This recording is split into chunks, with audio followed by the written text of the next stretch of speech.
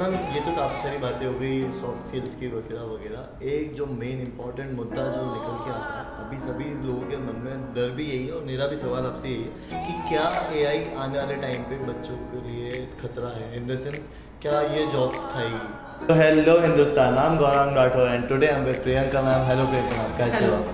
Welcome to Hindustan tales and Hindustan. आज मैं आपको बताना चाहूँगा, आज हम लोग आए हुए बिग एनालिटिक्स पे। मैम नाम पढ़ने बराबर ही माइंड में काफ़ी सारे सवाल हैं, सारे सवाल करूँगा एक एक करके, लेकिन मेरा पहला सवाल आपसे यही कि लाइक क्या है बिग एनालिटिक्स? एक्चुअली जब बिग एनालिटिक्स का जो बैकग्राउंड है वो इस तरीके से कि जब हम इंदौर में कुछ साल पहले जब ढूंढ रहे थे इंस्टीट्यूट, ऐसा इंस्टीट्यूट चाहिए था जो डेटा साइंस और आर्टिफिशियल इंटेलिजेंस को प्रैक्टिकल प्रोजेक्ट्स को इम्प्लीमेंटेशन करने पे फोकस करता है। ओके। और जब हमने ढूंढा तो हमें इंदौर में ऐसा कोई भी इंस्टीट्यूट नहीं मिला। एंड देन उसके साथ साथ यहाँ पे जो भी है वो डेटा साइंस के बारे में बात ही नहीं करता था, एआई के ऊपर फोकस नहीं करता था, क्योंकि उनका कहना था ये सिर्फ कोडिंग के ऊपर वर्क, इसमें बहुत कोडिंग होता है जो कि पॉसिबल नहीं है। मेरे को भी सुन के लाइक थोड़ा लग ऐसे ही रहा है। लोगों को ही जॉब प्रोवाइड होती है इसके अंदर, पर ऐसा नहीं था। हमने फिर डेटा साइंस और डेटा एनालिटिक्स के एक्सपर्ट से कांटेक्ट किया और उनकी हेल्प से हमने डेटा एनालिस्ट बिग एनालिटिक्स को ओपन किया। ओके मैम, लाइक मैं जितना समझ पा रहा हूँ कि लाइक आपके यहाँ पे एआई को लेके अभी जितना सबसे ज़्यादा ट्रेंड में है, लाइक हमारी चैट जीपीटी एंड ऑल, तो इन लोगों को ऑपरेट कैसे किया जाता है, ये सारी चीज़ों की कहीं ना कहीं एजुकेशन मिलती है, राइट? तो मैम मेरा लाइक यही सवाल है कि इसके ना ऐसे क्या कोर्सेज होते हैं जो बच्चों को करने के लिए आप लोग प्रोवाइड करवाते हैं? एक्चुअली हमारे यहाँ पे जो है पाइथन होता है, डेटा साइंस होता है, डेटा एनालिटिक्स होता है, एआई होता है, एआई में भी जनरेटिव एआई होता है। ओके। ऐसे कुछ कोर्सेज हैं जो कि आज के टाइम पे बहुत ज़्यादा डिमांड में है और हम लोग वो प्रोवाइड करते हैं। तो मैम अभी आपने जनरेटिव एआई पे काफ़ी ज़्यादा दबाव दिया, तो ये एआई और जनरेटिव एआई में कुछ फ़र्क होता है क्या? एआई जो है वो ओल्ड वर्जन है और जनरेटिव एआई जो है वो अपडेटेड वर्जन है। अच्छा। जो हमें आज के करंट इंडस्ट्री के हिसाब से डेफिनेटली अपडेट हम रखते हैं, ताकि हमारे यहाँ के बच्चे कुछ नई तरीके से सीख के कुछ नए फॉर्म में नई इंडस्ट्री में अपने आप को जल्दी से जल्दी एडजस्ट कर सकें। तो कहीं ना कहीं मैं ये चीज़ मान सकता हूँ कि big analytics time to time update होते जा रहा है प्रोसेस के हिसाब से। अपडेट करना और प्रोसेस में रहना ज़रूरी है। ओके, हाँ, मतलब अगर दुनिया में बने रहना है तो फिर अपडेट होना ज़रूरी है। तो मैम ऐसे कोई बच्चे आपके यहाँ से अभी तक लाइक इतना बड़ा इंस्टीट्यूट चल रहा है, तो ऑब्वियसली कुछ बच्चे निकले होंगे यहाँ से, तो आप अगर कंफर्टेबल हो तो कुछ लोगों के मैं पैकेजेस जान सकता हूँ? हाँ डेफिनेटली, अगर जैसे आप देखेंगे पलकेश गोयल है जिनका पैकेज है ना 6.5 LPA गया हमारे यहाँ से। निशिका पंड्या जो है जिसका पैकेज 5.6 गया हमारे यहाँ से, ठीक है। ऐसे ही अमन है हमारे पे, अनुभव अधारे हैं, बहुत सारे ऐसे एक्सेट्रा बहुत सारे स्टूडेंट्स हैं जिनका पैकेजेस काफ़ी अच्छे स्टार्टिंग में चला गया। अगर मैं बोलूँ आपको तो फ्रेशर्स के जो पैकेज होता है वो 3 to 5 होता है, बट हाँ जब वो फर्स्ट जंप मारते हैं तो ऑनवर्ड्स उनका पैकेज जाता है। Wow ma'am, that's so great. मतलब ये है कि अगर एक स्टार्ट पैकेज देखा जाए तो बच्चे यहाँ पे फ्रेशर एज अ फ्रेशर 3 से 5 लाख रुपए आराम से अर्न आउट निकाल सकते हैं डेफिनेटली। तो हम कहीं ना कहीं मैं इसलिए ज़्यादा पैकेजेस वगैरह और इस सारी चीज़ों पे बात करना चाह रहा हूँ कि मैम इंडियन टिपिकल पेरेंट्स, उन लोगों का मेन माइंडसेट ही यही है। लाइक आज हर पेरेंट यही चाहेगा कि हमारा बच्चा अगर कुछ भी कर रहा है, आज अगर कुछ भी नया कर रहा है, खासकर ये एआई वगैरह पे काम करना पेरेंट्स के लिए टोटली एक नया टास्क है कहीं ना कहीं, तो उन लोगों की भी लाइक इच्छा ये रहती है कि यार एक बार अर्निंग्स पता चले, एक रियल अर्निंग्स पता चले। तो जहाँ तक मैं सोच रहा हूँ आप बिल्कुल सही साथ बता रहे। देखिए ये है कि जो फ्रेशर्स की अर्निंग होती है डेफिनेटली 3 to 5 के बीच में स्टार्ट होती है, लेकिन जब वो फर्स्ट जंप मारते हैं यानी कि जब वो नेक्स्ट कंपनी में जाने के लिए ट्राई करते हैं तो उनकी जो पैकेजेस होती है वो उसके ऑनवर्ड्स जाती है, यानी 7, 8, 9, 10 उसके ऑनवर्ड्स कितना जाए कोई कुछ भी फिक्स नहीं है, कुछ भी फिक्स नहीं। बट मैम एक स्टार्ट के हिसाब से देखा जाए तो आज की जितना आज हमारा इन्फ्लेशन वगैरह में सब कुछ जोड़ लूँ फिर भी ma'am 3 to 5 lakh rupees it's quite है ना, बहुत बढ़िया पैकेज है। हाँ ये अच्छे पैकेजेस हैं, क्योंकि देखो इस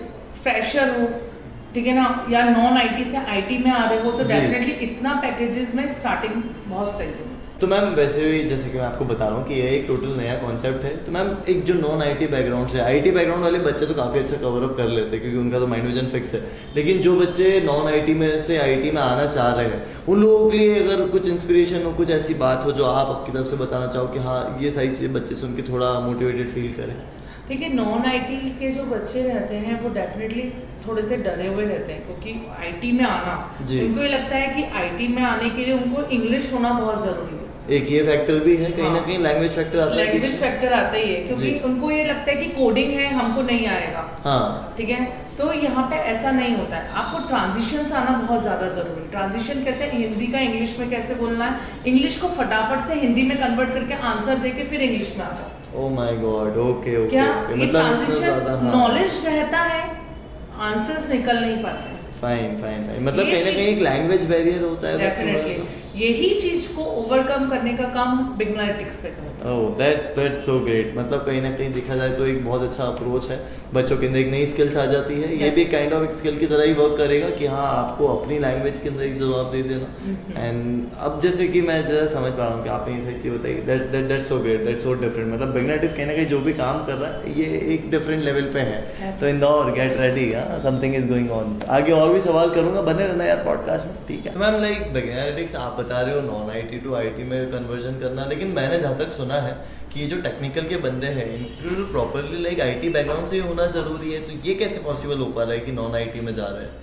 देखो अगर आप देखेंगे पहले के ज़माने के अंदर तो सिर्फ IT वालों को ही चांस मिलता था IT में काम करने का। हाँ। जिनके पास IT की डिग्री है। हाँ। पर आज के टाइम पे स्टार्टअप्स बहुत सारे हो गए जी। जितने ज़्यादा स्टार्टअप्स हैं उनको क्या चाहिए, स्टार्टअप्स वालों को काम आना चाहिए, सही। नॉलेज होना चाहिए किसी भी हाँ। चीज़ का, चाहे वो नॉन IT के पास हो या IT के पास हो। हाँ। जब आपके पास नॉलेज है, आपको पता है किस तरीके से करना है, तो वो आपको हायर करते हैं। फाइन, मतलब ये देखा जाए तो कहीं ना कहीं आज के टाइम पे नॉलेज की डिमांड है, डिग्री की उतनी कोई डिमांड नहीं डिग्री की है। नहीं है। डिग्री कोई सी भी हो, लेकिन अगर आपको नॉलेज है तो लोग आपको हायर कर रहे हैं। डेफिनेटली। ओके, तभी मैं सोचूं कि यार ये IT वाले बच्चे और नॉन IT में आ कैसे रहे हैं, या नॉन IT वाले IT में कैसे आ रहे हैं। Okay okay, now I got it, ठीक है, फंडा क्लियर है। ठीक है मैम, मैं आपसे सॉफ्ट स्किल तो पूछूंगा ही पूछूंगा कि बच्चों में क्या सॉफ्ट स्किल चाहिए होती है, लेकिन उसके पहले मैं ये जानना चाह रहा हूँ कि बिगनलिटिक्स ऐसा क्या डिफरेंट कर रहा है जो बाकी इंस्टीट्यूट नहीं कर पा रहे हैं? देखिए बिगनलिटिक्स के अंदर है ना, और सेशन बेस्ड तो रहता ही है। जी। ठीक है ना, सेशन के साथ साथ उन लोगों को अपने जो मॉड्यूल्स हैं, मॉड्यूल्स के उस पर प्रिपरेशन करनी पड़ती है। हर एक मॉड्यूल्स का अलग अलग उसका रहता है तरीका। जो भी मॉड्यूल्स है, जैसे फर्स्ट मॉड्यूल है उसके ऊपर उसकी एग्ज़ाम्स होती हैं। एग्ज़ाम देने के साथ साथ उनको मॉक इंटरव्यू की प्रिपरेशन करनी पड़ती है। उनको प्रेजेंटेशन देना पड़ता है उसके ऊपर ही। एक टॉपिक ले लिया, सपोज पाइथन है, पाइथन के अंदर भी बहुत सारे टॉपिक्स होते हैं, किसी भी एक टॉपिक के ऊपर प्रिपरेशन कर ली उन्होंने, ठीक है ना, और उसका उन्होंने प्रेजेंटेशन बना के शो कर दिया। आपको प्रेजेंटेशन का तरीका जिस तरह से मैं बता चुकी हूँ ऑलरेडी। हाँ। तो वो उस तरीके से उनको प्रेजेंटेशन अपनी शो करनी पड़ती है, ताकि वो इजीली आंसर्स जो हैं, जो भी उनका फ्रेंड है या जो भी उनके कलीग्स हैं, वो जो उनके क्वेश्चंस पूछ रहे हैं ताकि वो आंसर्स दे सकें। जब वो आंसर्स देंगे तो उनको पता चल जाए कि हम परफेक्टली तैयार हुए हैं कि नहीं। तो कहीं ना कहीं ये एक मोनोलॉग कॉन्वर्सेशन रहता है उन्हीं स्टूडेंट्स के, अपने फेलोमेट्स के साथ में ही वो लोग डिस्कशन करते हैं, एंड जब उनको जो डाउट रहते हैं वही डाउट ये बच्चे आके प्रेजेंटेशन की वे में क्लियर कर लेते हैं। हाँ बिल्कुल गौरांग, ये जो आप बोल रहे हो बिल्कुल वैसे ही है।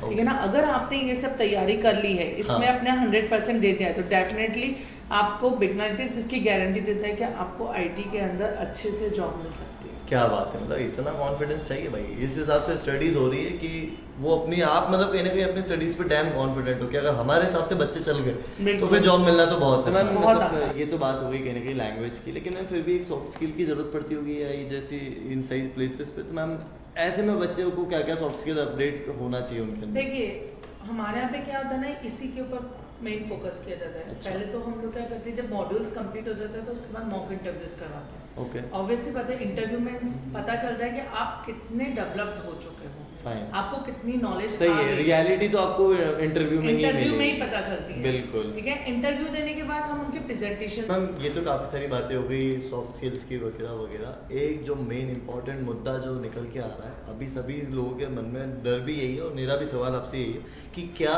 AI आने वाले टाइम पे बच्चों के लिए खतरा है? इन द सेंस क्या ये जॉब्स खाएगी? ये तो मतलब बहुत अलग से सवाल है, लेकिन नहीं ऐसा कुछ है नहीं। ये बहुत ये सिर्फ एक वहम है लोगों का कि ऐसा कुछ होता है। एक बात मुझे बताइए, जो आपकी फीलिंग्स एक इंसान समझ सकता है, क्या वो कंप्यूटर या ये चीज़ें समझ सकती हैं? नहीं समझ सकते।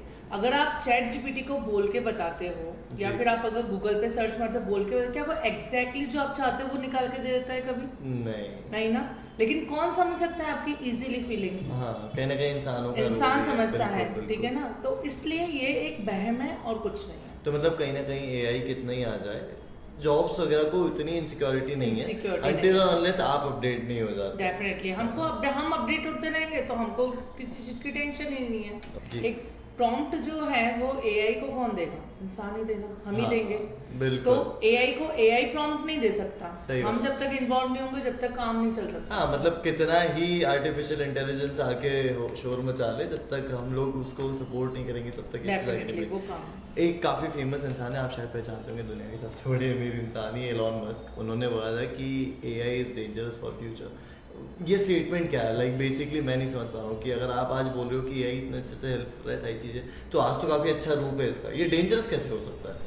देखिए, डेंजरस उन्होंने किस पर्पज से बोला होगा कि अगर आने वाले टाइम पे देखोगे तो रोबोट वगैरह सब बना रहे हैं जी, ठीक है ना। लोगों को लग रहा है कि वो रोबोट जब बन के आ जाएगा तो वो हम लोगों को हार्म करेगा। ओके। वो डेफिनेटली, आप अगर किसी भी चीज को एक्सेस में यूज करोगे तो वो हार्म करती है हमको, ठीक है। पर अगर आप उसको एक नॉर्मल वे में यूज करोगे तो वो हमको हार्म नहीं करेगी, ठीक है। तो इसी तरीके से एआई का भी है। एआई और जनरेटिव एआई वो कहीं कहीं तो अच्छे काम कर रहे हैं, कहीं कहीं वो गलत भी काम हो जाता है। ओके, मतलब इसके पॉजिटिव और नेगेटिव दोनों हैं। तो इस चक्कर में उन्होंने जो बोला है वो नेगेटिव प्रोस्पेक्ट से बोला है, जबकि हम इसको अगर पॉजिटिव लेके चले तो ज़्यादा बेटर है। ओके, मतलब अभी तो यार ये तो फ्यूचर की बात है कि कब क्या होगा क्या नहीं होगा, बट ठीक है। अभी अपकमिंग जनरेशन के लिए तो ये बड़ी अपॉर्चुनिटी है। कहीं ना कहीं मुझे ये चीज़ समझ में आ रहा है, ये एक बहुत नीश का काम भी है, हर कोई इस चीज़ में इन्वॉल्व नहीं है, तो कहीं ना कहीं इतना कंपटीशन भी नहीं होगा। नहीं, पर कॉम्पिटिशन्स देखिए, ये अगर आज के टाइम पे आप बोलो ना, इतने स्टार्टअप्स हो चुके हैं जी, कितने स्टार्टअप, कितनी जॉब्स अवेलेबल हो गई हैं इसके ऊपर हमको। तो ये एक आने वाली जनरेशन के लिए पॉजिटिव ही है और बहुत अच्छा है स्कोप है। Okay, that's so great. मतलब अगर हम लोग देखा जाए तो फ्यूचर के हिसाब से एक बढ़िया चीज़ है, समझ के अगर आज से चले तो कल को एक बढ़िया बेनिफिट निकलेगा। ओके, तो मैम फिर भी लाइक इस तरह से अगर देखा जाए तो जॉब की कोई इनसिक्योरिटीज नहीं है। देखिए, अगर तुम अपनी डेली लाइफ में देखोगे, तुम भी डेली लाइफ में कुछ ना कुछ एआई का यूज़ कर ही रहे हो। कहीं ना कहीं हर चीज में एआई कहीं ना कहीं आ गया है। बिल्कुल, ठीक है ना, इस बात को मैं, ठीक है ना। आईटी में भी है, नॉन आईटी काम में भी है। अगर तुम देखोगे इंस्टाग्राम, हाँ, फेसबुक, गूगल, सभी में एआई। आज तो व्हाट्सएप पे एआई आ गया है। एग्जैक्टली, एआई का एक फीचर्स उन्होंने नया डेवलप किया है जो आ गया है, हाँ, जो हर कोई यूज कर रहा है। हाँ, तो अगर आप बोलोगे जॉब तो डेफिनेटली अवेलेबल है ही से, अगर आप ये कोर्स करते हैं। हाँ, मतलब आज के जिस हिसाब से डेली यूज में एआई आ गई है, उस हिसाब से फ्यूचर देखा जाए तो बहुत ज्यादा ब्राइट है। बहुत ज्यादा ब्राइट। इसका यूज जिस तरह से हो रहा है उस तरह से आगे जाके तो मतलब जिन लोगों ने इसमें बैकग्राउंड बना लिया उनके तो चांदी होने वाली है। नॉर वालों कहाँ घूम रहे हो, तो आ जाओ यहाँ पढ़ लो, थोड़ा कुछ अच्छा हो सकता है। खैर, ये तो सारी मजाक की बात हो गई, बट फिर भी मैम काफ़ी बढ़िया रहा। मेरे को बस ये एक चीज़ और जाननी थी, एक फाइनल क्वेश्चन है मेरा आपकी साइड पे। बिगनालिटिक्स का विजन क्या है? लाइक एक फ्यूचर विजन क्या है? आप लोग क्या सोच के चल रहे हैं इसके अंदर? देखिए, बिगनालिटिक्स का विजन है क्वालिटी देना। ओके, शुरू से हमारा ये रहा है क्वालिटी होना चाहिए, आप चाहे कोई भी काम करें, ठीक है ना। अगर हम किसी को पढ़ा रहे हैं तो डेफिनेटली जो एक्सपर्ट आ रहे हैं हमारे पास, वो भी क्वालिटी लेके ही आ रहे हैं हमारे पास। अगर हम बच्चे को क्वालिटी नहीं देंगे तो डेफिनेटली वो कहाँ क्या सीखेगा।